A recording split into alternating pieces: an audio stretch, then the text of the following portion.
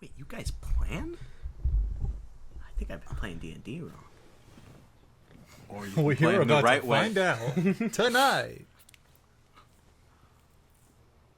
That is how the world works. Is That is how it the world really though? works. I can't go in depth about planning out too much of any of them because either both of you are in it or you're in it. Yikes. I've just accepted at this point. I'm not gonna have full weekends again because whenever I get a break from mine, I'm gonna be in one of yours, and whenever I get a break from one of yours, I'm gonna be in mine. To be fair, if you want, sometimes from Pathfinder we can take a chill break. Like this week we did. See, Or no, next week we will. I feel like that's how things are gonna work out, but at the same time, even if I rotate out like 2 a week, there's still one. And I'll have most of my weekend free. It's just I've come to accept that at least one day, a couple hours is gonna be dedicated to that. There's always going to be a part of me now where I'm going to need like one day a month just to do absolutely nothing. And I don't care. I will just do it. I'll be like, guys, listen. I know we were going to play, but I need to do nothing because I work tomorrow and I don't want to. Because you know, social obligations sometimes feel like you're working. I feel it. Sometimes doing nothing is doing something better. It's not that I think that was the lesson in that Christopher Robin movie, Obi-Wan.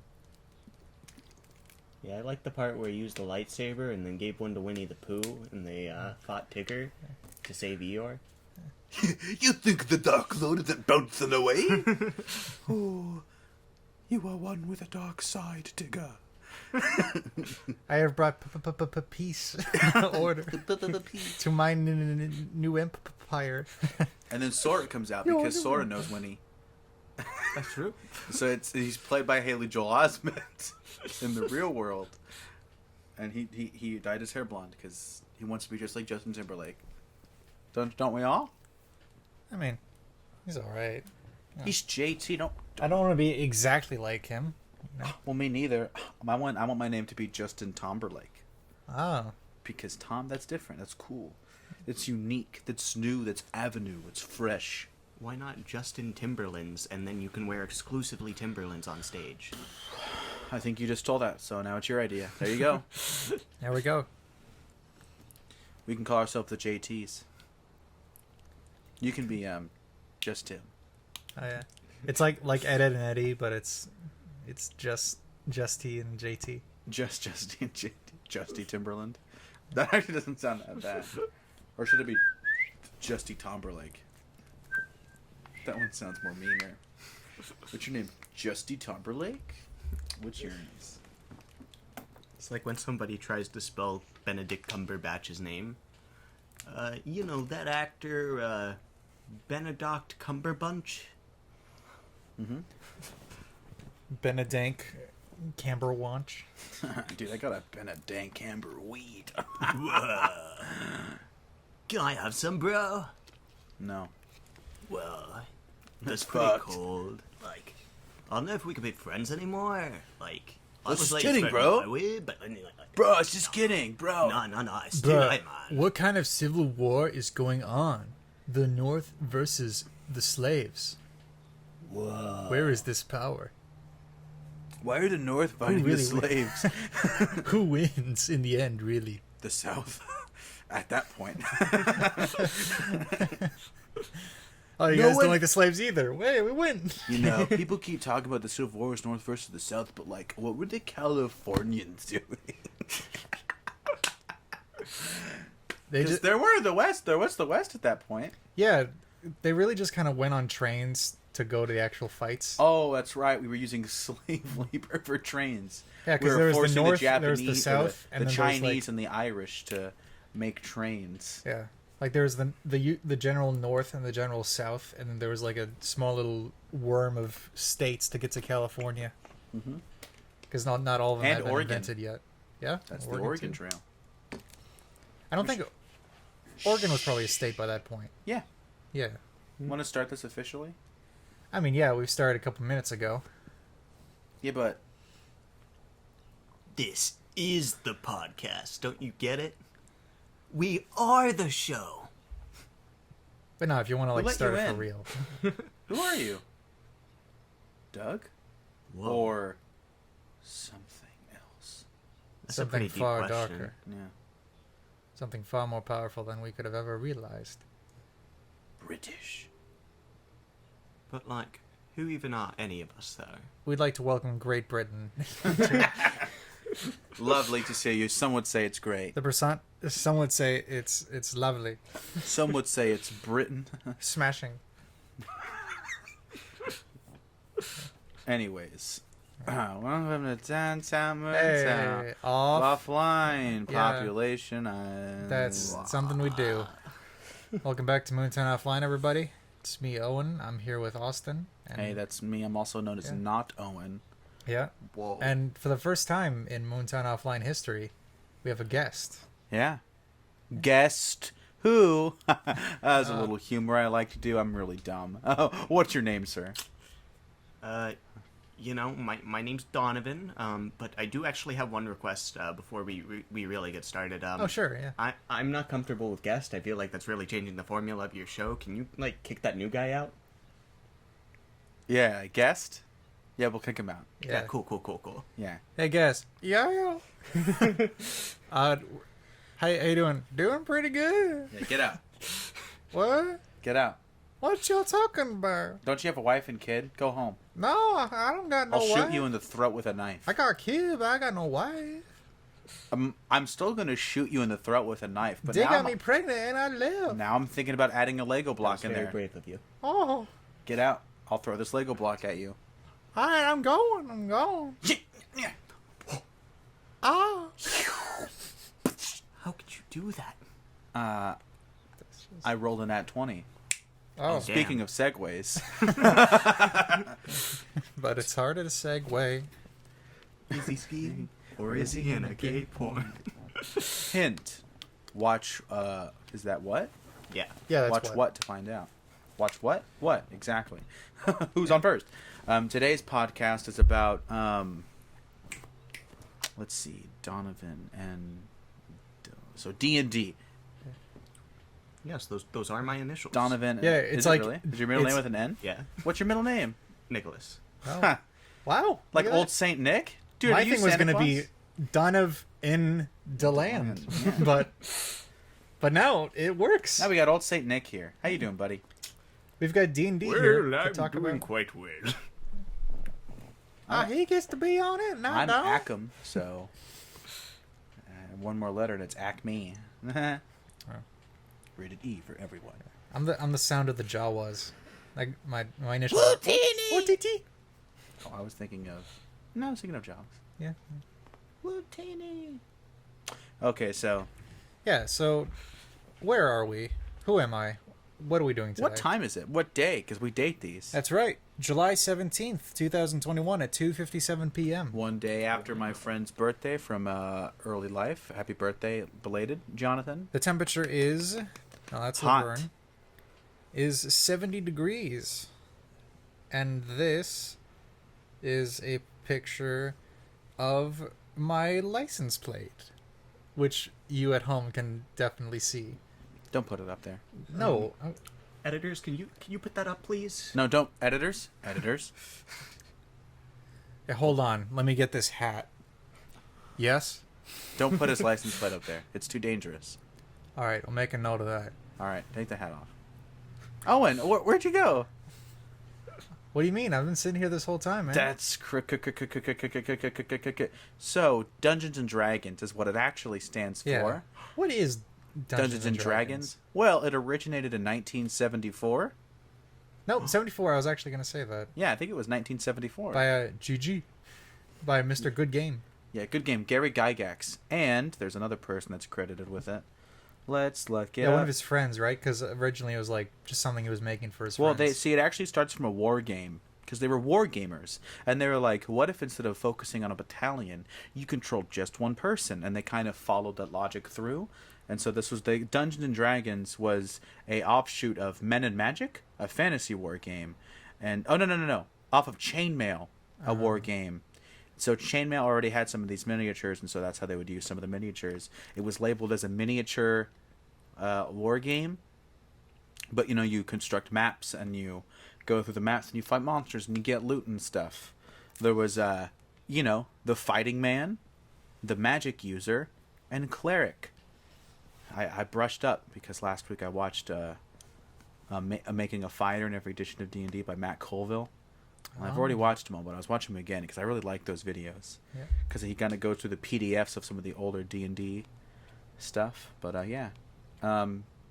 elf and dwarfs are kind of also a class, not really a race. Dwarfs, I think, can only be fighting men.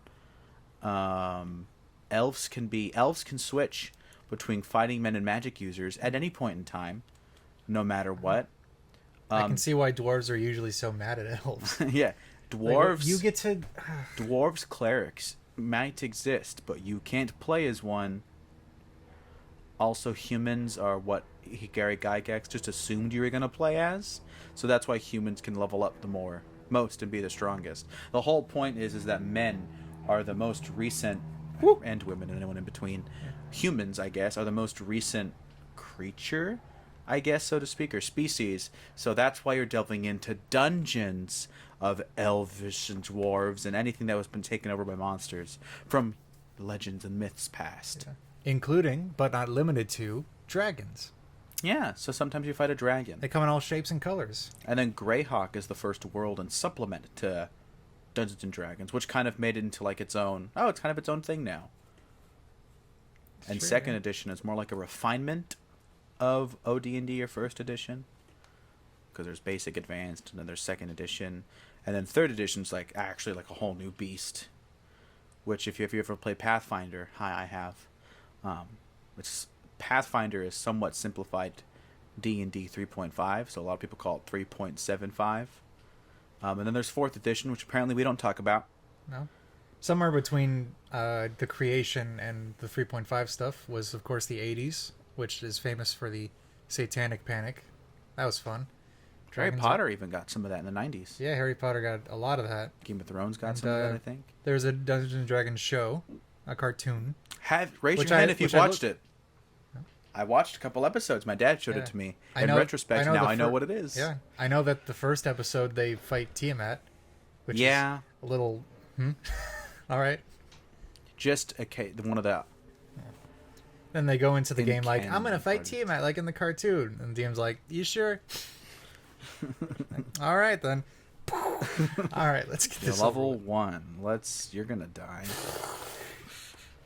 All right, you're Frank. All right, your next character, Frank 2.0. He's got the same stuff. Well, imagine just every time you die, you just throw out an NPC or a PC that's exactly the same, but just named differently. Or you just have a shit ton of PCs, and it's like a big war versus this one big monster. That'd be an interesting battle. Or you're like, it's kind of like the Revenant monster, where like you're a soul, and if your character happens to die, your body gets transferred into like the next available NPC body. That's if your body is too badly demolished.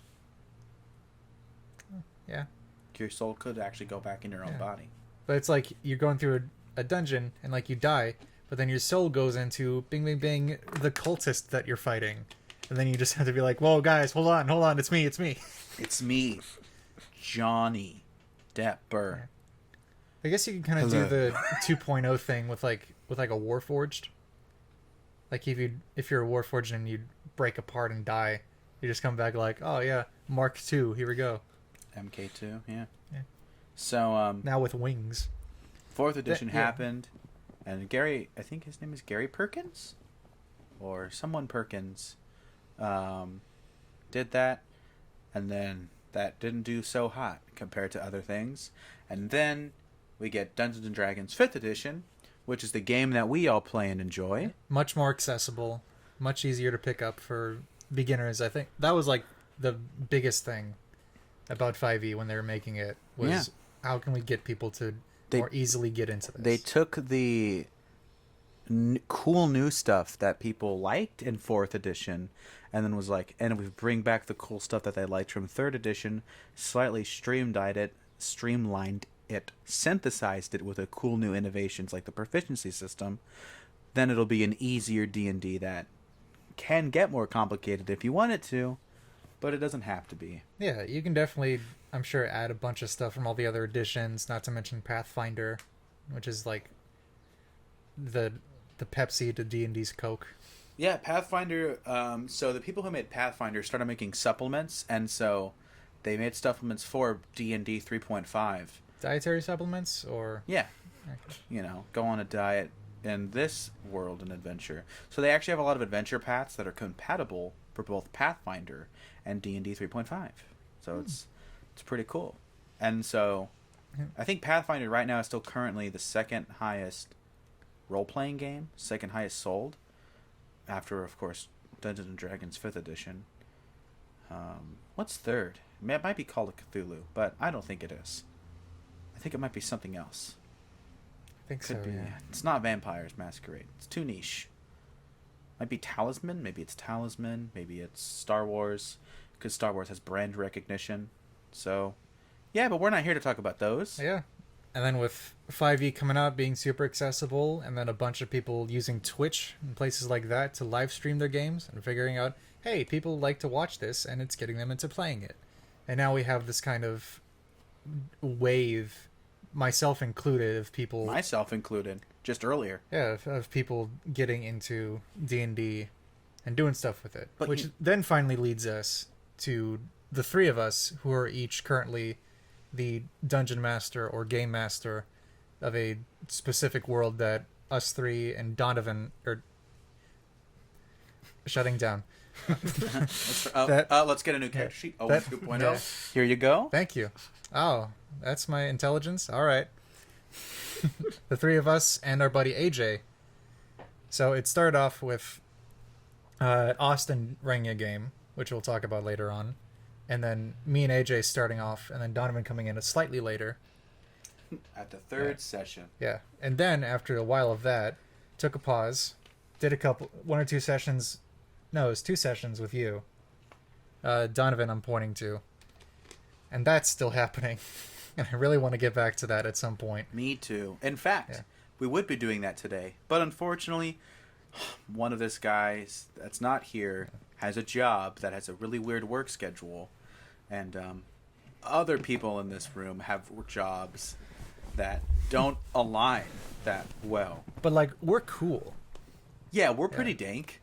Yeah, I've gotten my hours down, so hopefully that's going to help out.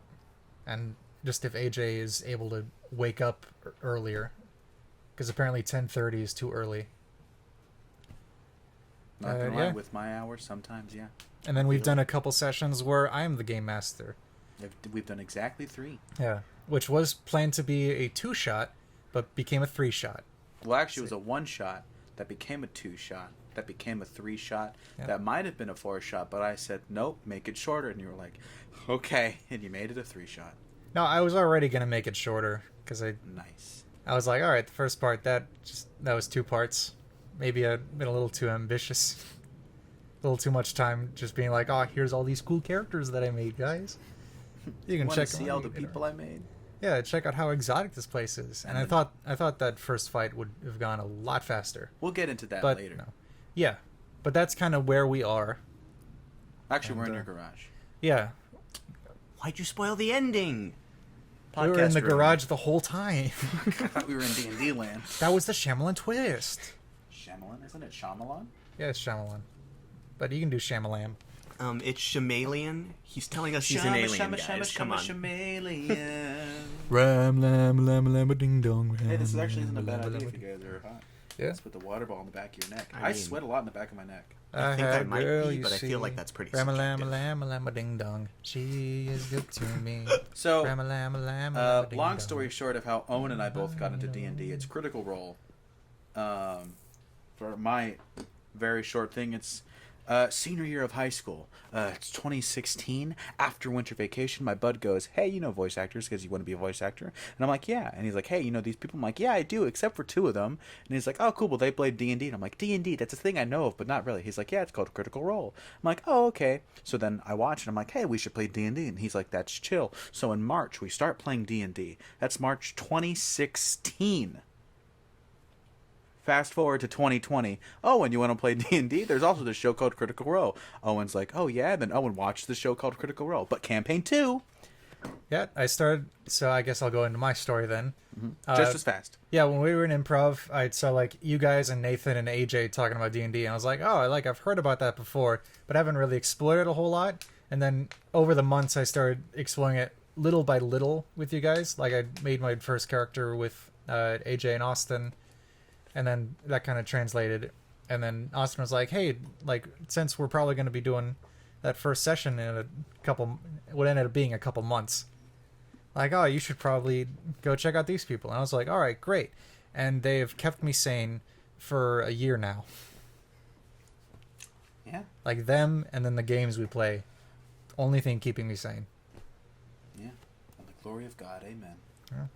What about you, Donovan? You got an interesting story? Yeah, yours is different. So I had always had an interest in D&D. My initials being D&D, definitely. Oh, getting real close there. If anyone didn't know, I just picked up the mic and put it close, and then I'm sure they can hear it. Yeah, I'm sure they heard the sudden volume increase. But yeah, my initials being D&D, I was always attracted to it, but I never really had anyone who had played enough to help me get in. And then one day, my cousin was like, hey, I've got this friend who I work with, and he DMs, do you want to come play D&D with us? And I said, sure. I joined in, I had a blast, and then that session kind of slowly fell apart as my cousin stopped talking to that friend, and as through proxy, I kind of did as well. But then I got into improv, and a bunch of people in there were like, hey, you look like a dweeb. Do you want to play Dungeons and Dragons with us? And then I started hanging out with these nerds who, I can't really remember their names, but like, yeah, they're pretty alright, I guess. And we've been playing since. It's pretty fun. Good game. It's a good game. Yeah. We've been playing these games since July of... Yeah, since about a year ago. It's been a year since session 1 of your thing, Austin. Yeah, and we've gotten now we're here. 23 sessions in. So one more, maybe 2, and we're done with the first arc. After a year. I want to get out of the town so bad. Me too, but I don't care if we have to do like an immigrant through line with these people. It's possible. Like a refugee of war kind of thing. It's possible. Like, Let's no, just you need... say... And just have, like, political arguments with I've giant changed figures. what I wanted to happen, like, definitively, whether you guys do something or not, like 3 times. And I finally settled on something that I think thematically fits. Because I had something involved that somewhat thematically fits, and I was like, oh, wait, that fits. But this and this together, perfect ending, because it's a double callback. But we'll get into our specifics later, because Donovan mentioned something that I wanted to talk about. And you said you didn't have really have a friend that was good enough to teach you how to get into D&D. And I think we should spend a good amount of time talking about that barrier that kind of exists between a new player and not a new player. Yeah, it exists with a lot of fandoms that I've noticed, where just there are a lot of gatekeepers, and that's always been a huge problem since like before the dawn of time, when people were like, you can't play Mahjong with us, you don't know how to play. I maybe shouldn't have used a Chinese game in my example, but anyways, here we go. But yeah, just since the dawn of time, gatekeepers have existed, and everyone agrees it's annoying, right? Mm-hmm. These people, they stink, and they should go travel up a butt. Send them to Avernus. Just their whole head just... But also, what do you guys think about... I want to hear it from both of you. I've made myself the host of this. Oh, sure. I mean, we are kind of on the guest couch, and you're like in the Conan O'Brien chair over here. Yeah, so... And I'm just the Andy that's like, quip. And everyone laughs. And Donovan's the guy that we're like, hey man, you gotta talk, okay? And he's like, okay, fucking fine. Wait, I didn't sign up for talking. Were just to be here? Yeah, I thought I was going to sit here. I thought it was going to be a video podcast, and I could just be present You throughout. just look at the camera and just shake your head every once in a while? I mean, you can look at the mic and just imagine that being the camera. Okay, cool. It then makes the vocals more intimate. I'll just look at the mic and then do the sitcom pose at the mic so that it knows I'm trying to tell a joke. Of course. So, Dungeons and Dragons.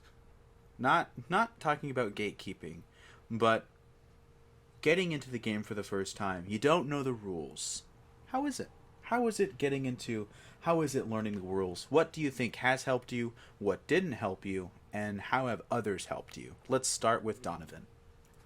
Okay, so I think when I initially got into D&D, I would have answered this question very differently than I would now, because I feel like when you get into it, you feel like you need to know everything. And that's just not true. Even if you're DMing, which if you want to start a group and you want to get people to play, that is the easiest way to get people to play is make your own world, be the DM, take the initiative. Otherwise, it is really hard to get things started. But once you do get into that, it's kind of really flexible. The rules they give you, there are certain things that are set in stone, but for the most part, any D&D forum you go on online, any message boards or anything like that, they're going to tell you most rules are down to DM discretion at the end of the day. And so because of that, you know, you have a lot of freedom in the game. You can kind of make it into whatever type of game you want to play. Do you want to be more adventurous and interact with unique and funny characters? Do you want to go hunt monsters and have a brutal barbarian party that's taking, in reference to our friend AJ, spines as coat racks?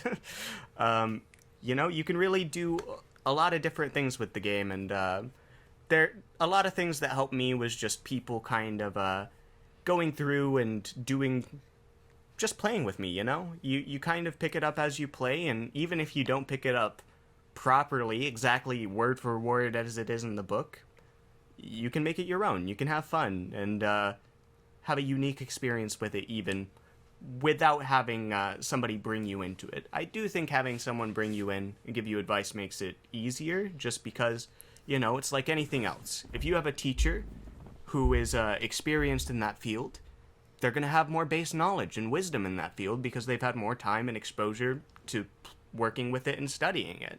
It's just the nature of how things work. But that being said, you know, there's a lot of people who pick up textbooks and teach themselves about topics they're interested in. And you can do the same thing with D&D. It's, I guess I shouldn't be describing a game as a school subject because that doesn't make it sound fun, but it is kind of an apt analogy in some ways. I don't know what that word means. Owen, your go. Yeah. Well, so like, just how I figured it out on my own, or just like how friends have helped out. Because like, first off, you know, it started off with just me. I think, actually, when I first created Thomas, as you'll know, it was at one of the, I think it was at the New Year's party that we had at Amanda's. I don't know if you two were present. You were half present because you were in Arizona. At the New Year's party.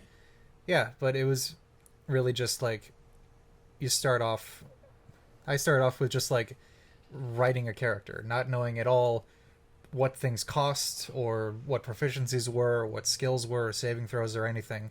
I was just like, all right, this seems like a fun guy, like an interesting guy to go on adventures with. Okay. And then I think Nathan and a couple other people were at my house, and we just kind of went through the player's handbook a bit.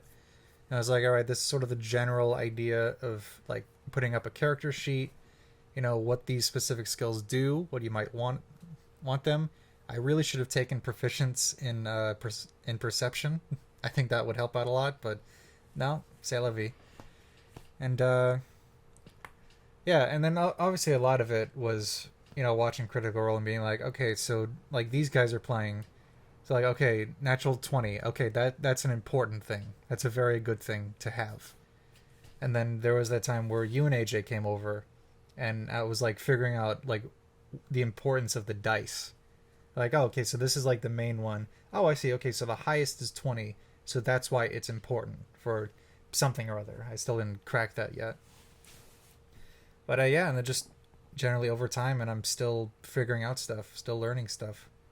Like, you know, Thunderwave could also just be like you sending off something. Because like when I play in your thing, Donovan, you know, Thunderwave is just like centered on me, and it goes out. But apparently you can also just like throw it out in a specific direction. Which I know, because Critical Role does that. That's the rule they have for Thunderwave.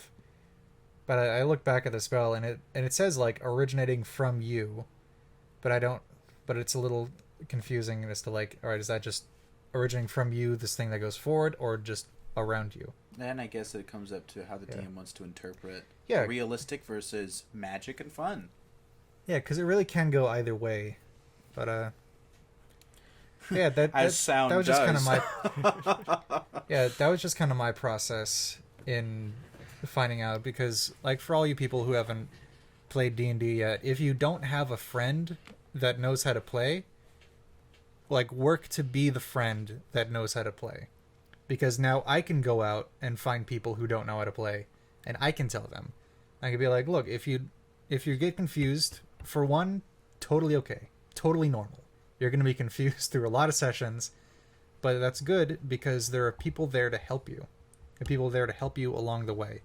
And plus, you can look at not just Critical Role, but also other live streams that have happened. And like Dimension 20. Yeah, exactly. Or like Acquisitions Incorporated, I think is another one. Mm-hmm. And just like see how they play and how they do things.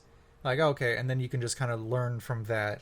Even if you don't quite understand what it means at the time, then when you're in the moment and taking a wisdom saving throw, you're like, okay, I understand what that means now. And you roll it, and then you do some math. Like another thing I think that may turn off some people from it is like the math, which, guys, it's not too much. It's addition. It's very minimal multiplication, like once or twice. Some subtraction. And then, yeah, and then some subtraction. But mainly it's just adding.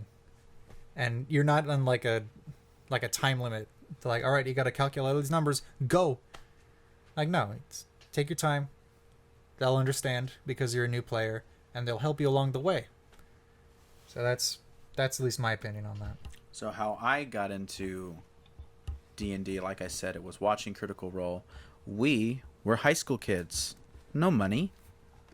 Money was used for lunch and to hang out with friends and eat food. No money for book. Money for power. No. So Money is power. Critical Role said, so I watched Critical Role, and that's how I got a basic understanding of the flow of combat, and I guess the flow of the game in a general sense, the narrative essence of it. And I heard, or if they talk about how that used to be, they started from Pathfinder, and then they went into Dungeons and Dragons 5th edition because it's easier for an audience to consume. Which, yeah. So, Pathfinder on Paizo.com has basically everything on 1st edition, I believe. Like, the rules and stuff, it's all there for free. So I read a lot of Pathfinder rules. Very specific things, leveling up, skill ranks, and all that jazz. So I have an okay understanding, I've forgotten a lot of it, of the specific rules of Pathfinder. So our classes were based off of Pathfinder, and our skills and stuff, but our combat was based off of how 5e runs, because my DM Matt and I watched Critical Role, which has 5e combat. So there's no full actions. There's your movement, your action, and your bonus action. In Pathfinder, it'd be called an extra action, but it's the same concept. So I had a lot of that to go through. And then, so watching Critical Role and then experiencing just the flow of the game itself, because all of us were new to it. We slowly learned the game later on, and at one point we made a full transition to 5e, because we were at one point basically just doing 5e with, because then we found some because of Player's Handbook, so we switched to 5e classes, so we converted our characters that way. So we only really used Pathfinder for like maybe some skill checks or even some base attack bonuses for some combat stuff, until we fully integrated to 5e, where we dropped all that, used proficiency system. Like I said, innovation comes into it easily. So we talked about how we got into Dungeons and Dragons, and even how it was playing. Real quick before we end this segment, what's one advice you would give to someone starting out? I know we kind of already gave some, but like maybe one thing you would have told yourself starting out as a player. We'll get into DMing a bit later. Yeah. Donovan? Google is your best friend. Literally, Yep. When I'm DMing, 90% of what I'm doing is Googling what my players are asking me, and then taking that information into account and deciding how I want to rule it. And as a player, if I don't know what something does or how something works, I Google it. And then it's right there in front of you. It helps a ton. It beats having to flip through a source book or go through and put in benchmarks to tell yourself, okay, on this page, this is where you're gonna find this.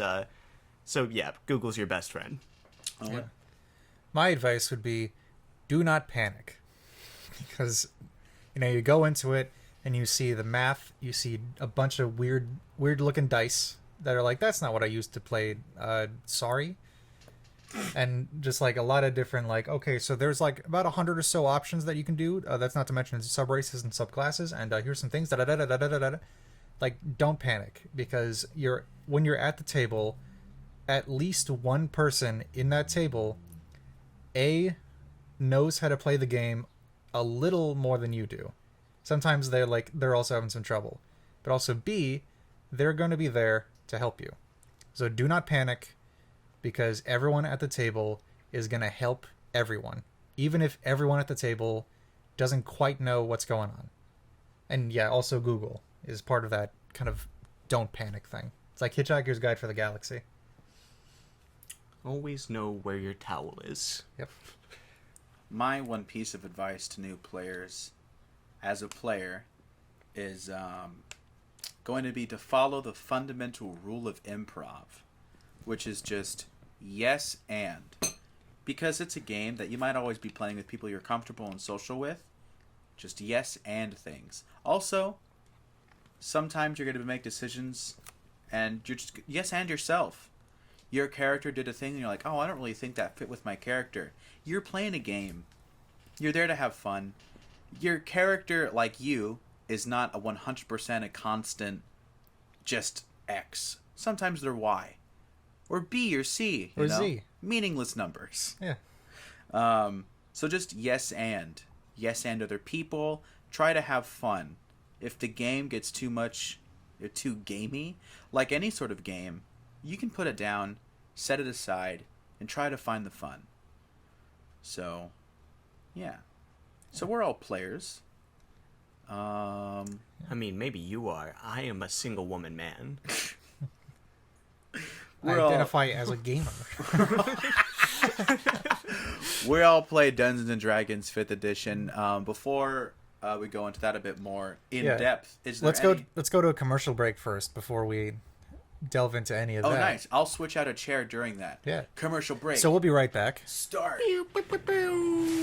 Going into the wooden chair. Then I'll just find a fun 70s commercial to put there. Going into the wooden chair. Sounds like a plan. Since we're taking a commercial break, do you mind if I use the restroom? Oh, sure, yeah. Donovan's gonna use the restroom. Use the restroom. Use the restroom. Oh, there we Yeah, go. I'm trying not to take the mic out with Yeah, it's all right. You mean, did you like the obstacle course? We're just gonna keep it going. Yeah. I'll know when to, like, we're back, sort of thing. We're not back yet. Just hang on a second. Come outside. Okay. We'll be right back.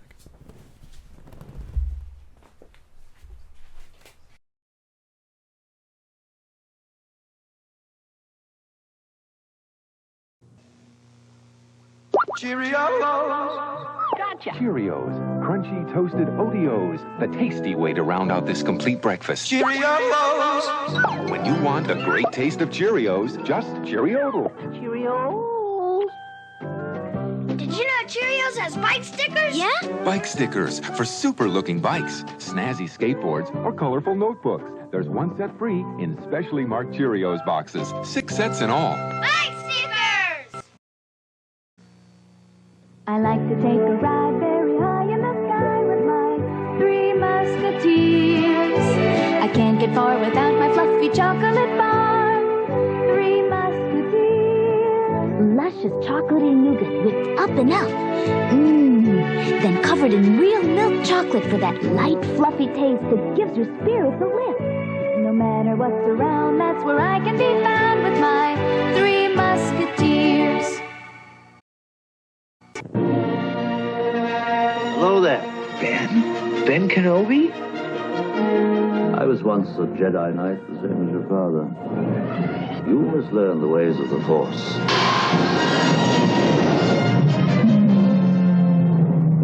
Obi-Wan is here. The Force is winning. Star Wars, rated PG. Parental guidance suggested.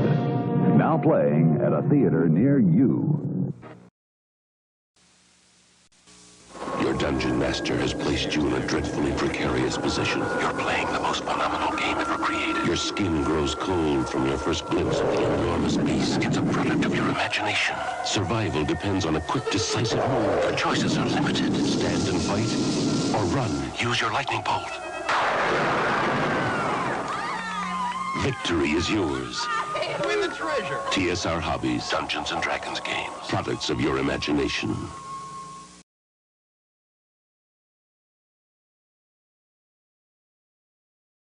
And we're back. Wow. So much happened in like our usual podcasts. I know, right? Gosh, you're a new man, Donovan, you know? I do feel like a new man. Since when have you had a beard? I think I grew it in the last 10 seconds, actually. But it's like a Duck Dynasty beard. It's white and it's long. That's enough descriptors. Anyways, Is last it really? we left off. Last we left off in session 1 of this. Oh, this that was a offline. good one, buddy.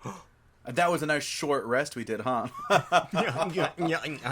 Alrighty. So Donovan, we feel their spells, and I would like to. We've talked about we all talk about D&D a lot, actually. Donovan and I have talked about it until 2 a.m. several times before. So, like, that other game you played, what was it? So actually, before D&D, when I was back in middle school, I had played a game called Horus Heresy, which sounds like it actually kind of has, from what Austin was saying earlier, similar background to original D&D, in that it was based off the game Warhammer, which is a little miniature game where you're fighting a fantasy war, or Warhammer 40k is specifically the one Horus Heresy is based off, which is the same universe as Warhammer, but in the year 40,000, so you have a lot of tech and space marines, and I played a tech marine who would make all kinds of cool little gadgets, and then eventually made a deal with a chaotic god because I didn't want to die, and he basically said, hey, not only will I not kill you, I'll give you unlimited wealth, so that was pretty neat. At the cost of... Oh, like your soul, my soul probably? and eternal servitude. Oh, sure, yeah. Yeah, you know, just casual stuff You know how that it people is. give up every day. I think that's in the Google agreement, right? Yeah, no. Yeah. That's in the In the license terms and services. agreement. Yeah, they're like, no one reads this. Let's Yeah. just put your soul in eternal damnation. So, player, would you like to read through or click skip? Click skip. I think Are you I'll sure? clip skip this there. I'm legally advising you to read that. Can I stay awake long enough to read it? You can certainly try. All right, no, skip. So I ask you this because some people might have background experience in RPGs before D&D, which is not the likely scenario. Most people play D&D or Pathfinder first, and then sort of adapt that knowledge into other TTRPGs. But how did that help you, if it did at all, into playing Dungeons and Dragons? So, I think it helped me a lot in that the DM I had with that was very...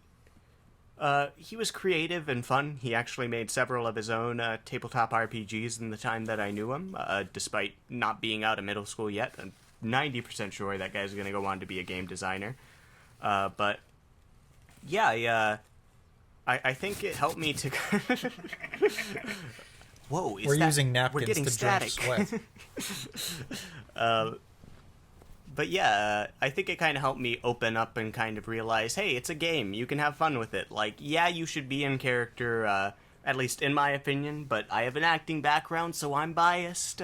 We'll get into that in a second. You should be in character as much as you can be, but also, it's important to have fun at the end of the day, and if sometimes you break character to do that, you know, it doesn't hurt anything. Owen, same question, but you didn't play another tabletop RPG before this. How did video games and theater, did those help at all? Ooh, well, that's a good question. I would say, in terms of, like, I got a lot of, now, like, this is stuff I haven't really thought about, so this is, like, If you want, I can come back to you. No, it's okay. I'll just go on the fly right now. So, oddly enough, the first thing coming to my mind right now is Pokemon, because that's just kind of a game of like, okay, so I have this character, quote unquote, character Pokemon, whatever, here, there's an enemy there. Now I know that this thing won't work on them. This thing won't. This thing will do a bit of damage, but it'll still level away. But this thing, if it works and if it hits, that'll be paralyzing that guy. So I think that was, So oddly enough, my first experience of a oddly D&D-ish style thing, Well- where it was just like, you look at what you have and you see what could work and what couldn't work, and you try to think a couple steps ahead. Like, oh, but if they kill me, that's totally alright, because then I can bring out this guy. And then the bad guy's already weak enough that he could just travel through. I'm actually going to bring up something interesting of what you mentioned. You're saying that Pokemon helped you with some strategic sense for Dungeons and Dragons and how the combat works. Funny you mention, well, I guess I brought up video games, but the RPGs, role-playing games, were inspired by Dungeons and Dragons. What? Yeah, so there's a couple PC games like Ultimania, and there's another one that's really big and I forgot it. But they were essentially, some of them were like procedural dungeons, first person, you fight monsters, roll stats like strength, charisma. That's why a lot of video games have those specific stats, because the RPG game, video game, comes from its, I guess, father of Dungeons and Dragons, the tabletop RPG, which comes from war games. So there's a whole story to that I don't know of personally. But specifically, Pokemon is the Japanese role-playing game, and Yuji Horii was a big Ultimania and Dungeons and Dragons guy. So him and a couple people of Enix made this game called Dragon Quest, which came into us as Dragon Warrior, and they were the most influential. It's probably one of the most influential JRPGs of all time, considering it helped launch a genre. And Pokemon is heavily inspired by a lot of the mechanics used in that game. So your experience with like the grandson of the mechanics of D&D helped you with the father mechanics of D&D. Or it might be better to say like a cousin, because fifth edition is like a descendant of the original. So it's pretty interesting how that all works out, in my opinion. I didn't know it at the time, but that's just eventually how it was. And then with theater stuff, specifically, improv, but also just, the acting that I've done, just freelance and stuff. When you write a character, usually you can just write down all the stats and stuff and figure things out later. But I think it's a lot easier to like go into that first session where you're like, okay, who is this guy? Because the first AJ actually taught me this. I don't know if he does it for his characters these days, but when we were making Thomas, which is my middle name, so that's just, and it's my dad's name, so that's kind of where I found that. T-Town. Yeah, so before even being introduced to the race, the class, the stats, anything, the base question was, what kind of character do you want to be? Like, disregarding anything that anyone else is going to do, who do you want to be? Can I piggyback off of that for a moment? Sure, go ahead. Paizo, that created Pathfinder, also created a game called Starfinder. It's essentially like a sequel to Pathfinder's story, in a sense, and all books have a create a character guide to help people. And I guess we probably should have talked about how helpful those are, because I think they are very, at least the 5th edition Player's Handbook, very helpful building Brenoir on how to create a character, at least one way. Step 1, and this chair creaks as well. Step 1 and the Starfinder create a character is come up with a concept. So it's exactly what you were saying. So that helps you with character creation? Yeah, that definitely helped out with him. Like, what kind of character do you want to be? Do you want to be up in the front, hitting a bunch of stuff? Do you want to be more in the back, shooting stuff from a distance with like either spells or arrows or whatever? Do you want to be somewhere in the middle? Do you want to be, do you want to be able to talk to a lot of people? Do you want to be able to, delve into things and be sturdier and like protect your friends and whatnot? And that eventually led into half elf and then paladin as what the best combo would be. And then sort of like on the opposite side, I've also just done picking a race, picking a class, putting them together, then thinking, okay, what... And do it fast. Yeah, and thinking, what could come from this? That's actually how I came up with the character that I do with Donovan, which is Daniel Driftwood, who is an Air Genasi bard. I was like, okay, this race looks pretty cool, and then I like bards. Okay, let's put them together. All right, now what can we get from that? And I think I came up with like the name afterwards. I was like, okay, that then started helping me to make the character. So you can do either way, and at least in my opinion, you can get some pretty awesome stuff. But that's just kind of the. But I think I like more going into what kind of the more conceptual more than just the okay, now what sort of thing. I like that. One thing I want to get into in a bit is how we went through our first character creation. I guess this episode's skewed more towards helping people out getting into, but we're also going to talk about that's some okay. We're definitely going to meet stuff. up again and do more podcasts on this. Of course. Donovan and I have legit talked about like doing a D&D podcast, so Sure. this is basically the father Pretty to much. that child concept. Oh my god, I had something. Oh, before we wrap up the part about what helped us get into D&D and what helps us kind of into it and get used to the mechanics, because Owen brought up character creation, I want to go on to that next. But before that, we're going to put a pin in that, and I'm going to go over how I think theater and video games, as you agreed, and other tabletop RPGs or whatever, but I don't play any, help you out. I guess this is also a soft way to talk about the different types of ways to play the game. There's, the dungeon crawl rogue-esque, not rogue in the class, but rogue is in the video game type, where you go into dungeons, you loot and shoot, Borderlands' tagline, loot and shoot, and that's fun. There's fun in that, because you're playing a game. Yeah. We all come from theater backgrounds. I did theater in middle school, and then I did improv, as well as theater, in high school, and the improv, more so than just theater. Theater has helped in a narrative sense because it's good to know narrative structure, but you also get that from English class.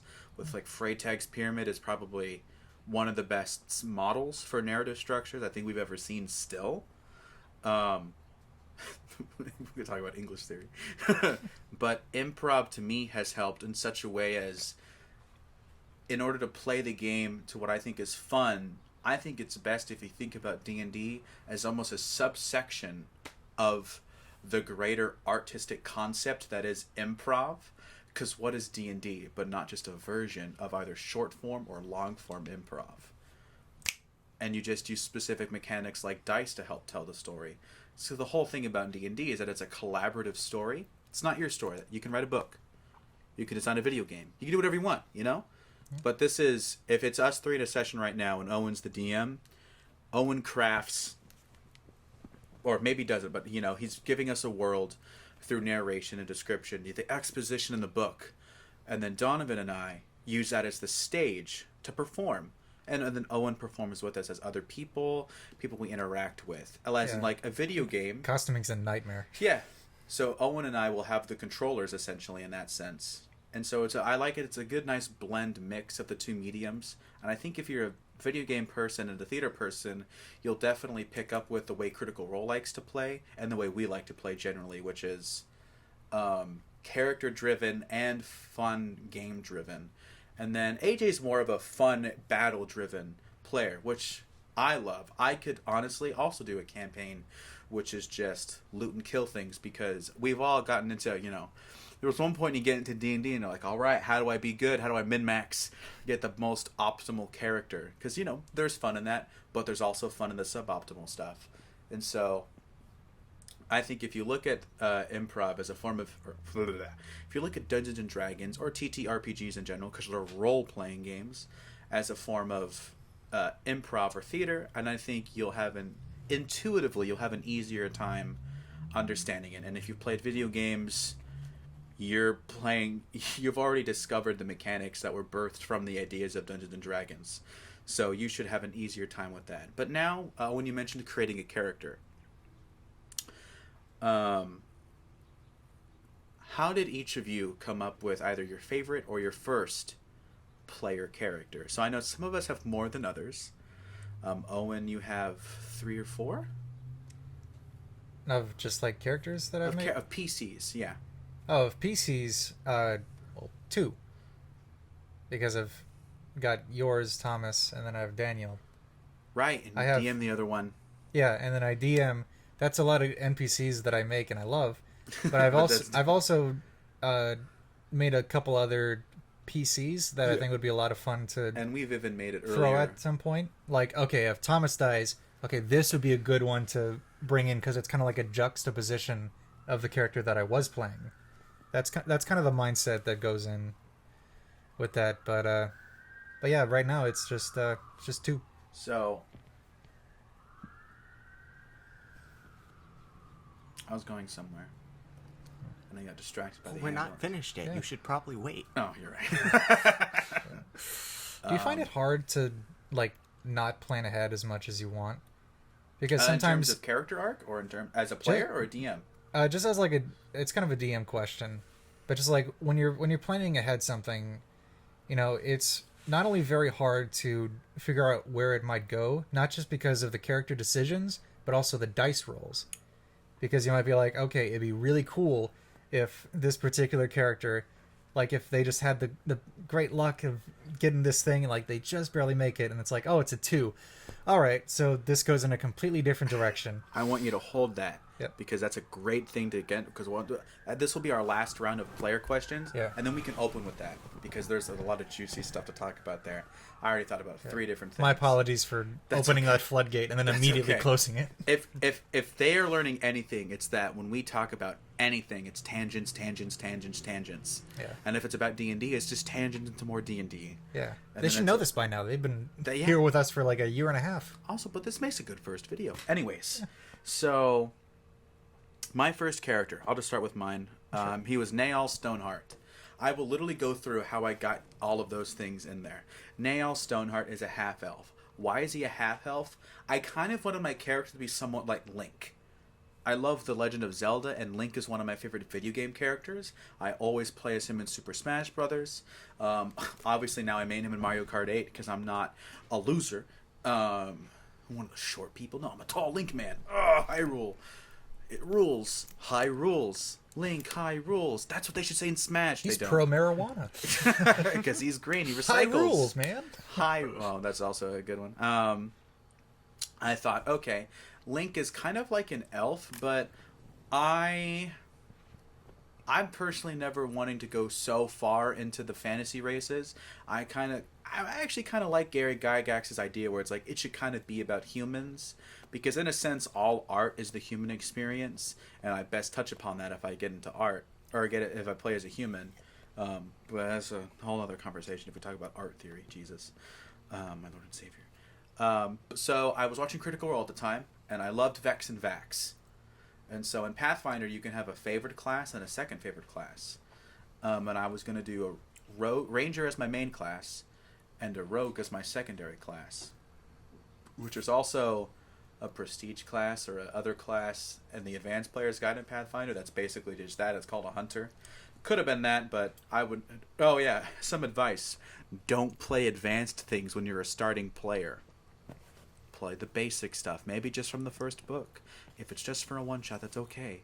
You know, you can get the more complicated stuff later. But, so I had my Link character. I needed a name.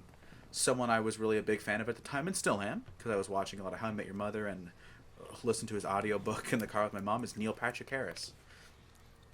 I got onto half-elf because I liked the description in the player's handbook, where they don't really fit into either human society or elven society. So I'm like, oh, this is like a good adventuring thing, and All you they know I is what they're sometimes not. feel like I'm a bit to this in this group and a bit to this in that group. So I'm a good splashable person socially. So I'm like, I kind of want my character to be a little bit representative of me, even if now I'm probably more fit into certain distinct groups, but whatever. So I have Neil Patrick Harris, Link, and he's a half-elf. So Neil, if I make that sound like a half-elf name, I could call it Neil Naal. I'll switch it, and I'll put a hyphen in there because that's what elven names do. How do I get a last name? And I just kind of came up with Only it the randomly. coolest names have half Exactly. like the apostrophe. Darcy Carden, and that's it. My last name I came up with, you know, like last names in myths and in English, especially in literature, is indicative of the character. Or names in general are, I guess. So I came up with Stoneheart, which can be interpreted a bit different ways. But mine was that he was going to be steadfast and determined, and he would be unwavering in his moral journey. He would always try to be good. You couldn't pierce it. You know, you can't. It's not hard. It's not easy to pierce stone. And an image in my head was like an arrow trying to hit a heart of stone. I was like, oh, call him Stoneheart. So I had Naal Stoneheart. He ended up becoming a ranger. And when we if we just narrow it down to just the one, he's a beastmaster because having a pet is cool. And I have a pet cat in real life. And I wanted to have a cat in the game as well. So I had a fucking lioness, my guy.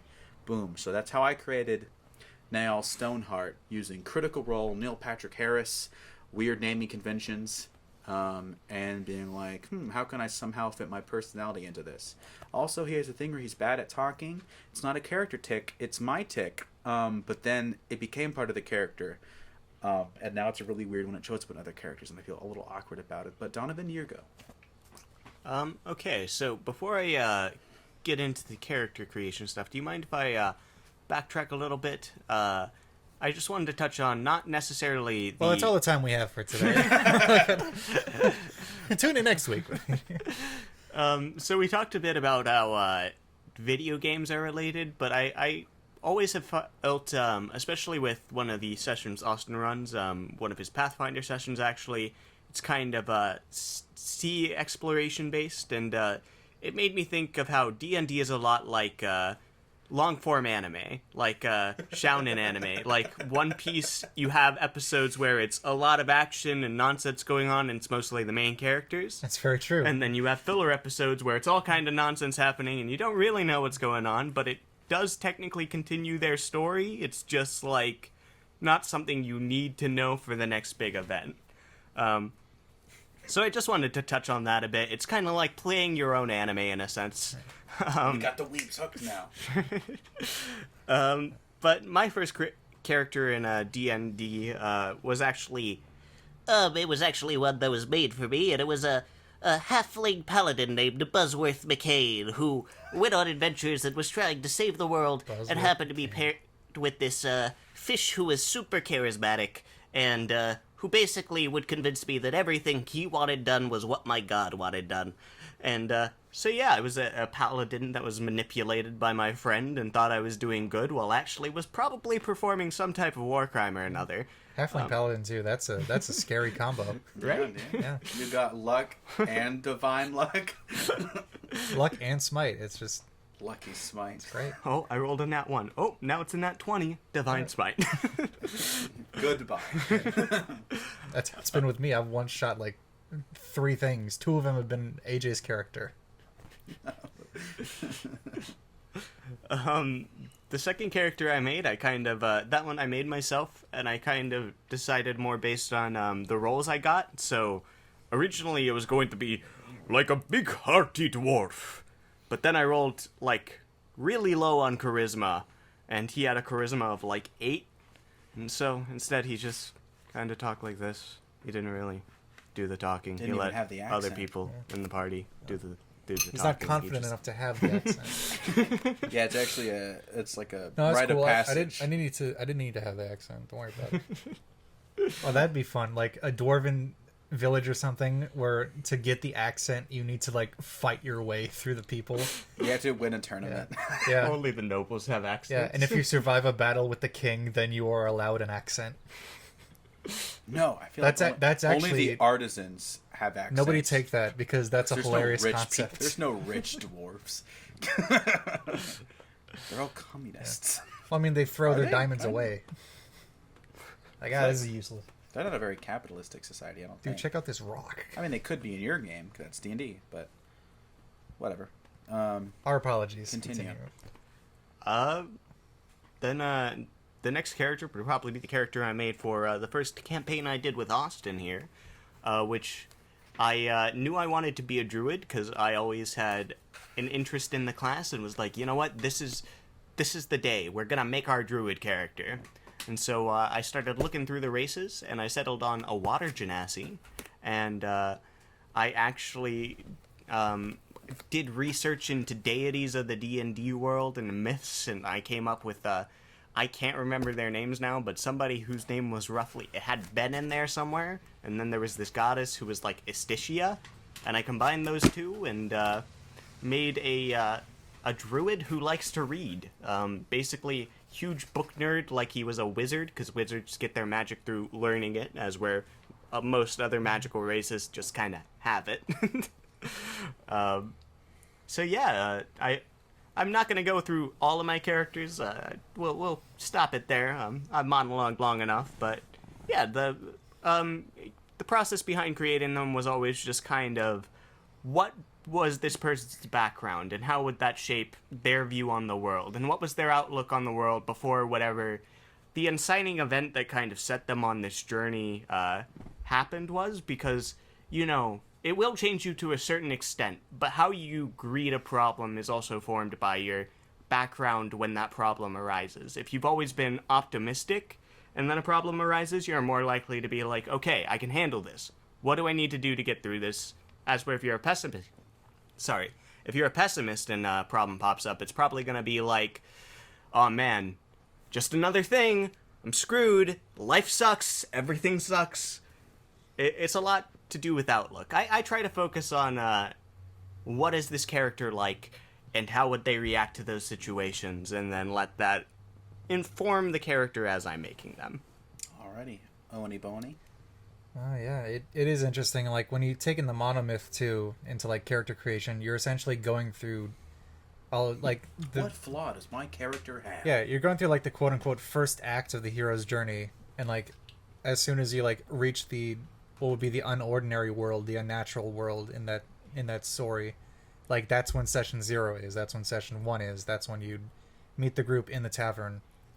And it's kind of interesting to then like go through that, but also during, like, if you consider a D&D game in its entirety as a hero's journey, you know, as you're going through the rest of it, you're like letting into the quote unquote audience, which is the other players, into what happened in that first act that then led you to that point. Mm-hmm. I don't know if there's anything to go on with that, but I don't know. That's just what came into my head because I'm taking a mythologies class. Yeah. And you already kind of discussed. Did you already kind of discuss how you came up with Thomas? Yeah, I already discussed, which it actually kind of ended up in both ways that I'd already discussed. Where like it initially started off on what kind of character do you want to be, and then it led to half-elf paladin as AJ's choice for me. And then after that, it was kind of that second one, where it's, okay, I have a half-elf who's a paladin. Now what? Okay, so then it was like, alright, so, like, what is a paladin? You know, it's a person... Yes, the deep philosophical questions. Yeah, it's essentially a knight-ish. He's a fighter person. It's essentially like a religious fighter, but a very religious fighter who gets powers from gods and stuff. And at this point, I didn't know what the Dawn War deities were. I didn't know any of them, or that you were going to use them in your thing. I was like, oh, all right, I'll just make up a god. Well, I said you can either use one or just make one up. Because I'll fit it in, because your players also morph your world. And you and your players when you DM. Spoiler alert, that's my DM advice, yes and. Yeah. But you can also say no. But yeah, so on that point, I just wrote down, I can't even remember where it came from. I think I thought of the name earlier, but it just wove its way into this. I made up with the god Solvac with 2 Ks. I put him as like, oh, he's the god of protection, because I said, like, in the kind of character I want to be, it's the character who wants to protect the team, who wants to be there for everybody. And I'm like, okay, that'll lead in a little easier. Okay, then, like, maybe this background thing. Like, what kind of village do they even live in? Like, oh, maybe it's this sort of stuff. I can only say so much, because I forget how much of this has been expressed through the actual campaign, and I want to save some stuff for surprising. For as little surprising as it might be. Yeah, that kind of wove its way into like, okay, so all these inciting incidents happened, and then I went away from that village for these reasons. And it's like, okay, now how long ago was that? And originally it was like, that was a couple weeks ago. And then it became, oh no, that was a couple months ago. No, that was a year ago. No, I'm a half-elf, which means I can live longer, so I look younger than I actually am. That was 25 years ago. And then later on piecing together, okay, what exactly happened through those 25 years? And like, oh, what exactly, like, what's some more stuff on Solvac that I can use to just, like, make a little structure, but not too much, that I'm just shoving Austin with 7 pages of, like, everything that this god is about, because I'm, to let him have some leeway. Austin, you asked me what I did in 25 years. Here's a couple of towns. Now, I know you've invented 1. Here's 8. Okay. Yeah. Here's what happened in these. Essentially, I was helping you world build too. Like, and then I'm just like, he doesn't know my naming conventions. Yeah, because I was just like, all right, here's the name of a town. Here's just how long Thomas was there for, and here's just a couple wacky things that happened in there. Like, I'm not going to tell you anything about the government or the economy or anything that town's the going art on. shit, yeah. That's my problem. Yeah. Well, because I don't want to just be that player. I initially never wanted to be that player that just, like, shoved all of their ideas and their world into your world, and then you just had to, like, cram it in with your own style. I wanted you to, have that own style. Yeah. So that's... It took a bit, but eventually that's what Thomas became. And then Daniel Driftwood is, like, a different story, because it started off with, okay, Air Genasi Bard. Okay, where can that go? Okay, maybe, one parent was an Air Genasi, another was a human. And then we can kind of lead into, it doesn't have to be like your mom was a genie or your dad was some freakish elemental god who was just like, you should be pregnant. All right, see ya. So I was like, no, they were like an actual family for a little bit until this thing happened. And then this is kind of the reason that Daniel just started silently rebelling a little bit and going off on his own and doing his own shtick. And he found, oh, I'm a pretty good entertainer. I'm a pretty good bard. That led into that, and then... but also trying to keep as best relations with the parent as possible, because Daniel really does love his dad very much. And wants to help him out in his little library that he's making. Like, not just for kicks, So he's like, oh, travel the world and help him out. But also, I'm going to have some fun on the way. I'm not going to tell Dad everything I do, because I don't know how approving or not he might be of it, because it's kind of going in the same way of this thing. But, yeah. And then eventually stuff happened, and his outlook certainly changed. Yeah, we'll get into maybe a little bit of that in a second. So we do got to kind of do this last bit a bit faster. This is just the part 1. Don't worry about it. Yeah. So that's how we feel about playing. Yeah. So that's the playing part. That's the character creation. That's just kind of the initial beginning stuff for anyone who's interested. For the DMs listening, or wannabe DMs. Hi. Should we do DMs as like a separate episode? Yeah, but I already set out to answer your question. That is true. So we'll at least tackle this topic. Also, I wanted to get into how we planned. We can get more in depth on literally anything we've talked about today at another time. But let's cover... You said... By the way, we're all GMs or DMs. Real quick, what's your DM cred? Go, Donovan. I have done 2 campaigns. One that I have posted for my friends and that is ongoing, and then another one that I hosted for this group that was going to be a one-shot, and then it turned into a 2-shot, and then I horribly broke the world, and then now it's going to continue on later on because they were interested in how I horribly broke the world. Oh, and go! Alright, so my DM experience is very minimal. I didn't even, like, get close to finishing with your stuff, and I was like, yeah, I can do it. So, yeah, and I've done 3 sessions now. Hopefully more will come along the way. And I'm still learning and all that, so hopefully everybody's patient. Nice. Alright, I'll go quick. I tried to start a campaign, and my friends about the October or no, about in August or September, but 2016. That lasted maybe about 15 to 20 sessions. And then my friend in that same group also started DMing. So there's 3 of us, and so 2 of us were DMs. And my friend Mina was just a player in both of them, and I was a player in the other one. That's the origin of Captain Carter Peters. I don't know if I've ever talked to him about you guys, or talked to you guys about him.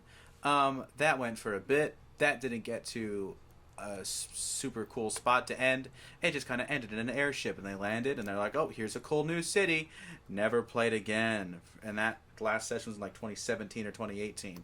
Then, in my other group that I said Matt DM's in, I took over one summer and was like, hey guys, want to play Starfinder? Although I rejected the notion of having to create a world and galaxy. So in the first session, we immediately jumped through space to a galaxy that I could create. Because making things easier / harder in some aspects is what I do. Homebrew is king, baby. That went on for actually, I think over 20 sessions. It's over 20. This campaign I'm running with you guys is going to be on 24. And then there's the one on Pathfinder 2.0 that we run. We're on session 6 or 7. We're going to be on our 7th session. And then I've done several one-shots. And yeah, that's my DM cred. And what was your question, Owen? Like the question I asked earlier? Yeah, it was how do we Yeah, avoid planning too much? Yeah, so I always have the trouble of planning ahead on stuff. And the thing about being a DM is that not all of your plans are A, going to go how you thought they would, and B, ever go at all. You mean like how you plan a really strong encounter and then all of a sudden your enemies can't hit your players? Essentially, That's never happened to anyone, right? Oh, yeah. Yeah. Nah, never.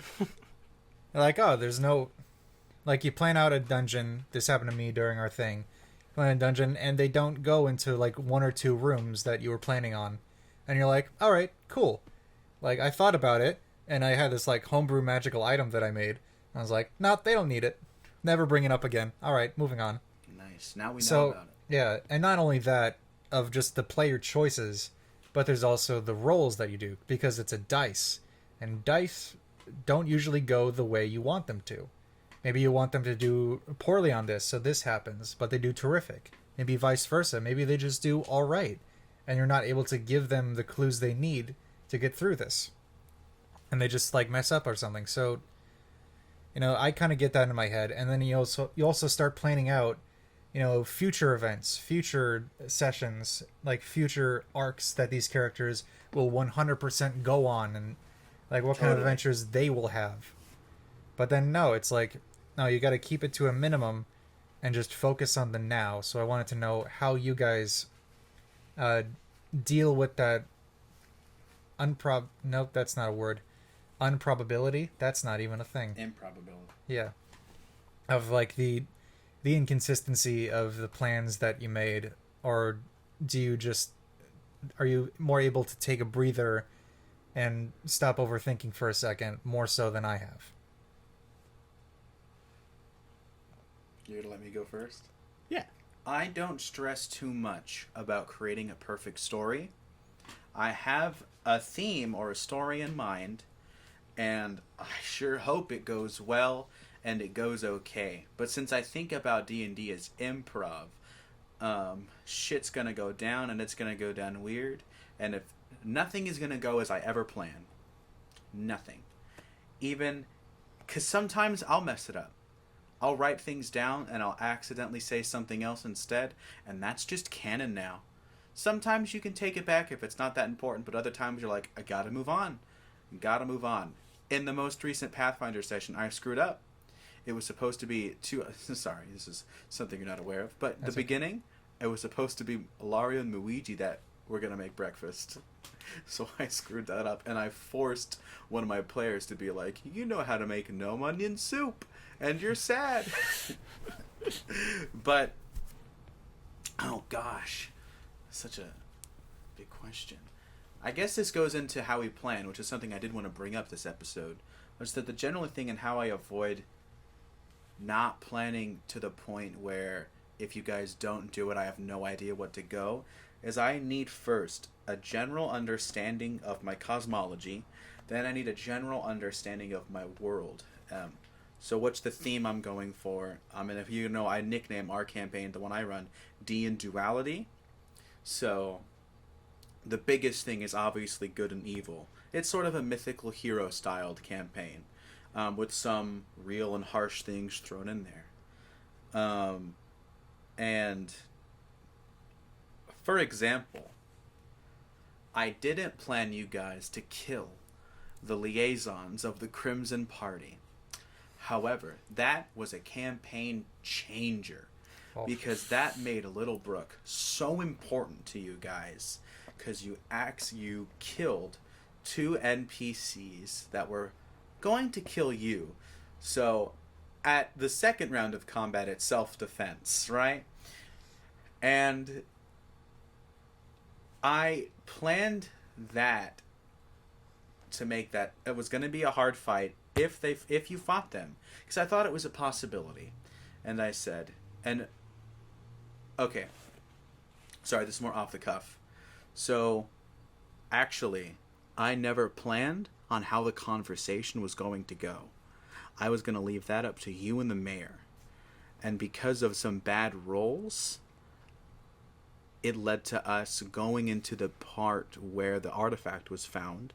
And so I think one way to not overthink too detailed is never put all your, all your eggs in one basket? Never put all your eggs in one basket. I had some eggs and that a fight was going to happen, and I had some eggs and a fight wasn't going to happen, and you weren't going to do it. But, like, what if you just ditched it, and it was just talking to the mayor? That could have been a thing, too. You guys didn't really have to talk to them, but you were involved in the event that's part of him, and then you brought it up to the mayor, and he's like, holy shit. So never putting your eggs in one basket, and just having a slightly generalized outline of what you think is going to happen. Because my DM style is very improv based. I have a couple of hard facts that I want to stick to, and a couple of maybe branching paths that I think I can go down. But I have such a good understanding of my world and my characters that it's like, okay, you did that, well, we're gonna do this, yes, and you did that, we're gonna do this. Okay, this is how this character would act. Acting. I think I answered it. Donovan? I gotta say, my answer is pretty similar to Austin's, actually. I kind of like to have a general plot line that I know is going to be the main one, but also I know players are unpredictable. And so I kind of say, hey, if they don't want to follow this path, they don't have to. I'm going to put plot threads off to a bunch of different side quests, and they can go just explore the world. But at the same time, I'm going to accept that the world they are operating in, while I am using it as a giant sandbox for them, where they can create their own fun, kind of do their own thing, it is still a world, which means stuff is still going to happen with or without their influence. Like, in the main campaign I'm running right now, there is a main plot line that they've found certain threads to, but it's kind of up to them whether they interact with or walk away from, and I know exactly what's going to happen on that plot line and what kind of things are going to happen down the line. But if they don't choose to interact with that plot line, they're going to see elements of it creep into the world and become a part of that world, but they may not know the cause of those things. They may have to go back into analyzing that plot thread, or maybe they choose not to. Maybe they're just like, man, it's really weird that all this weird stuff is happening in this town. Let's go fight some werewolves. They might just be like, nah, I'm not going to do that, because at the end of the day, the player is going to do what they want to do or what they feel like their character would do. And so you kind of have to relinquish that control, or you can... This isn't something that I like to do, but it's something that I know DMs that do, and I don't really mind when DMs do it, which is railroad without making it look like you're railroading. So don't be like, oh, you don't want to go to the castle? Oh, you run into this guy, and he offers you a ride to the next town, but he actually takes you to the castle. Like, instead be like, okay, you don't want to go interact with that castle? Oh, you want to go this way? Okay, well, what if there's this guy who... You could basically leave plot threads along the way and keep being like, hey, there might be something over here if you want to go check that out. But at the end of the day, the players are going to decide whether they want to or not. And you can choose to push them in the direction you want them to go to. But if you do that, I say do it subtly. Be like, okay, well, you managed to successfully avoid the castle, but now, a couple levels later, you guys have got so much renown that this guy's worried that you're going to come after him. So he's actually sending people after you now. You could do things like that kind of bring them back in that direction. Good idea. But you're not forcing them into that scenario. They can choose to go into hiding or disguise themselves. They can still find other ways around that issue, but it does provide further incentive to go the way you want them to go. Again, that's not really the way I like to do things. I like to keep it more open-ended, but you do have options in addressing how you do that. I think at the end of the day, I would say just give up control. Embrace the chaos of the situation. It's a sandbox, and you're dealing with a bunch of kids. Yeah, the improv concept behind that is essentially just kill your darling, which is, oh, I had an idea, and then another person on stage says something, totally contradicts your idea, and you're just like, yep, that's the idea. I'm on the same page as you now. So, like, if your players oh my do god, something... we're gonna crash! Yeah, the boat's going down! But yeah, the boat!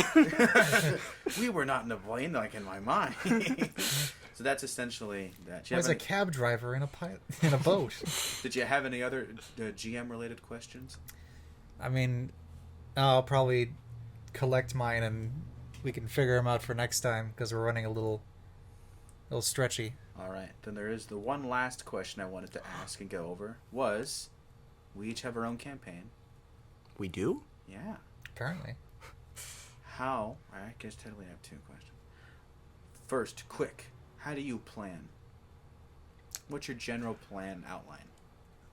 I look at where we are, and then I basically say, where would we go from here? And then I plan possible threads out from there. I throw a couple quest threads in there, and then I say, hands off, we're going to see where the players take this, because I'm not going to plan more than I have to for something they're going to break. I do like to have encounters ready, have certain regions ready, and that way I know what type of thing they're going to be dealing with, possibly. I think that's the way I like to do it, just because it's kind of, I have a general plan, but it's not anything I'm going to be forced into, and I'm not going to be forced to improvise if they stray from that. Owen, go! Yeah, that's kind of the similar idea I have, because in my campaign, like, you're in a spot right now. Very, very nice spot. And then there's this other spot that I'm unsure where that might go. But it's a spot that sounds really fun, and I'd like you to go.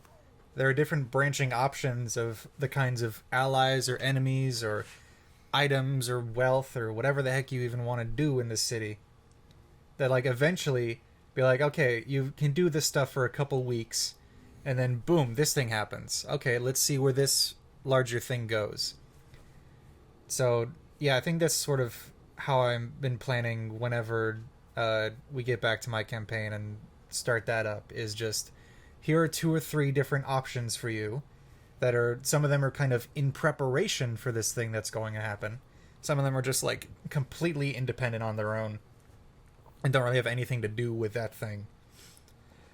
But yeah, that's kind of how I've been planning so far, is here's where they are, here's a thing, let's see what they decide to do to then eventually get to that thing. And, you know, maybe in an alternate universe, if they went through line A instead of line B, they'd be in a much different space when they get to that spot. So that's at least how I've been doing it from session to session. Because, like, when we started off, I had already had, like, where you guys would probably go planned out. You know, but, I mean, you could have just been like, no, go on a boat, go over here. Be like, all right, goblin pirates, let's go. Nice. I always make sure I have to improvise something at least once. Sometimes it leads to me looking up things in the middle of the session and outwardly being like, sorry guys, should have had this prepared. Or other times it's just like, this is fun, this is cool, I wasn't expecting this, this is nice. So what I'll do, I think you guys technically do more work than me, is I will plan, well, I do more, I guess, actually I think you do the most pre-prep work. Hold on, for like towns and stuff. Okay. Towns and stuff. I do make right? my towns, yeah. Yeah. I have an abstract for towns and notions. stuff. For towns and stuff. I will put together. For example, if I were to plan this session after our next one we're going to have, after the first arc is completed, my first job is, where are they going to go? What are they likely going to see immediately? and what's maybe something they'll see later, and I'll kind of work with them to figure out the middle. So I always try to plan a beginning and end to a session while working out a middle, and like we said earlier, if something goes off the rails, and I better fucking come up with another end. Or sometimes you can honestly just end it being like, well, unexpected. Let's call it for tonight, and next week we'll get some grand new content of something we're both unprepared for. Or luckily, he'll be prepared for by then. Oh, yeah. I've talked with Austin before, if I can say, just real quick. Mm-hmm. That's something that we've been going on in my campaign with your character, because now there's kind of this interest, there was this kind of interest of like, all right, well, who, like, set the bounty out for you? I was like, yeah, who? But, I mean, we can talk about it later, but I do have a idea I really like, and I just want to make sure that, like, what things I can take off from it, what things maybe I can add on, just because, like, it's your character. So yeah, that's a conversation for another time. But yeah, so that's how I generally try to plan out things for that campaign, where it's very moment to moment, arc to arc, sometimes even quest to quest. Whereas the other campaign that you're in, the Pathfinder 2e one, it's an island, and I'm like, well, what's there, what's the theme, what's gonna happen, or what do I want to happen, the general structure of it. And then let's see how it goes, and let's probably plan less, because that's a low stress campaign where it's just, let's have fun and be stupid idiots and roll for things and pretend your friend is in lava, but you just didn't see through the illusion, you idiot. And now you think she's dead and you're crying, and then she's real. Or you're out of food. Oh, she has a spell that can, like, solve that, but she's not going to tell you because she's just kind of letting to see what happens. Oh yeah, and the last thing to top off the... You gotta show your dominance. Control the food.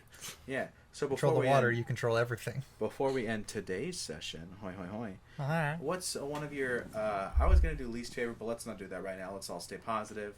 Starting from Owen, and then I'm going to Donovan and to me. One of your favorite moments that's happened in any game of D&D you played so far. Wow.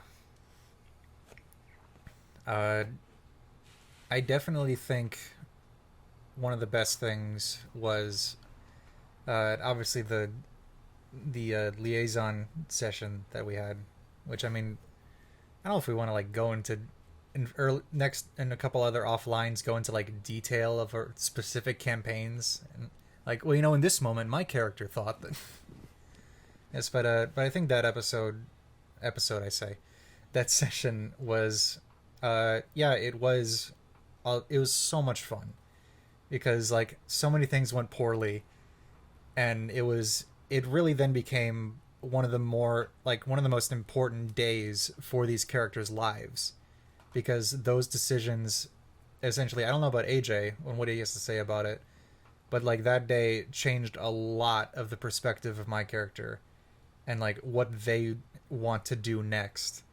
And I'm sure, like, it affected your character as well, Donovan, and maybe not, I don't know, as prominent of a way as it might have mine, but, you know, we'll just have to wait and see. Not to mention, it was a lot of fun, and there was a lot of, like, oh wow, these guys are surprisingly powerful. All right, I'm dead. Well, let's see how that goes. I do want to point out that Ben had a really melancholic moment when he chill touched that her dead, and you were just like, oof, he does not want to do it, but he did it. Yeah, she was running. She was gonna go tell her cult that we were bad guys because we killed her nephew, which, I mean, to be fair, we did, but he tried to kill a guy first. And so she had to go. Yeah, that's how it was for me. Like, oh, you killed this guy. Well, I think the summation of that session would be choices matter. Because as I was being revived, in that split second of a choice, I could either attack this guy and see if I get him, or run over here and heal this NPC. But then I decided to attack the guy, which led to just me killing him, which in that immediate moment, I made my choice. That character died and greatly affected my character. And then the mayor died. Okay, well, that was a little less... True. Less time with that one. You didn't like Barnaby Brussels? I mean, I did, but, you know, he was a mayor. He's a mayor. I'm sure the mayor. Later on, I'm sure that death will affect me more. But in that moment, the death of Timon was, like, far more powerful than I had expected. And it was all because I made that instant choice. And that's what this game is all about. That's what being a player is about, whether you're a DM or like a character. Being a player in D&D is making choices. Whether you plan them ahead or it's an impulse thing. Whatever choice you make will greatly affect your game. You might not see it now, but you will definitely see it later. And what everyone, we're all theater students, acting is reacting. All right, maybe I'll know the same time next time. Okay. But whatever. Donovan, your favorite stuff? Oh, favorite stuff. Well, I'm gonna say two things. Go ahead. One as a player That's and fair. one as a DM. The player one was actually one Austin mentioned, because a couple sessions ago in Pathfinder, I am a rat monk who is adventuring with a gnome alchemist who is a snake oil salesman, and a goblin wizard who was our captain. And our goblin wizard captain and I worked out that the island we were on had some illusory stuff going on, and so she walked into lava. Our gnome didn't notice the illusion and thought she was burning alive, and that he was hearing her voice once she was under the lava and being like, "I'm fine!" And he goes, "I'm hitting things."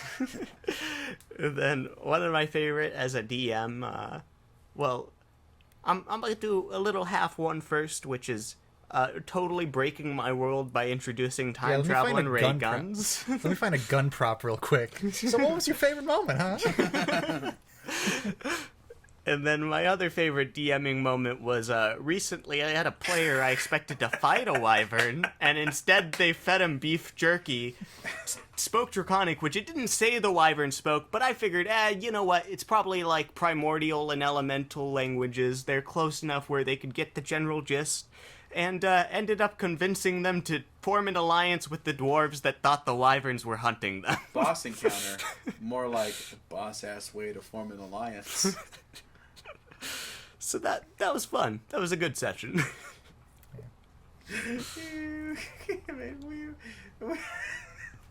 I love that moment when I'm talking to the dwarf and I'm like, they couldn't have been the sky scorpions because they come from the sky and not in the caves. And he's like, "Oh, good boy." And I'm like, how did they not think of that?